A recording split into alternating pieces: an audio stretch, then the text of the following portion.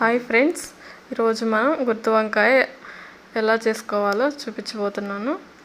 ముందుగా ప్యాన్ పెట్టుకొని స్టవ్ వెలిగించుకొని కొద్దిగా ఆయిల్ వేసుకోవాలి. తర్వాత ఆవాలు జీలకర్ర వేసుకోవాలి. తర్వాత ఆనియన్స్ వేసుకొని బాగా వేయించుకోవాలి. తర్వాత కొంచెం పచ్చిమిర్చి కరివేపాకు వేసుకోవాలి. బాగా ఆనియన్స్ పచ్చివాసన పోయే వరకు ఫ్రై చేసుకోవాలి. తర్వాత ఇప్పుడు టమాటాలు యాడ్ చేసుకోవాలి.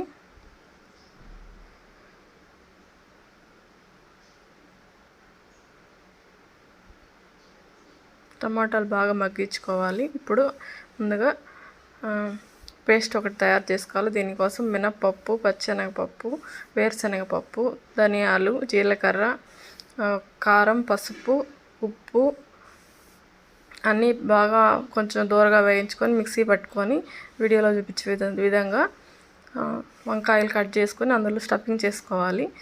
ఇవి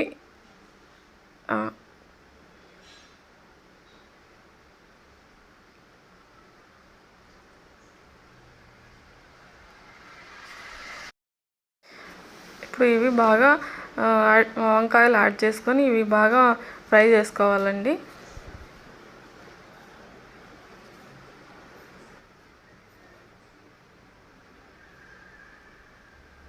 ఇప్పుడు తగినన్ని వాటర్ పోసుకొని బాగా ఫ్రై ఉడికించుకోవాలి.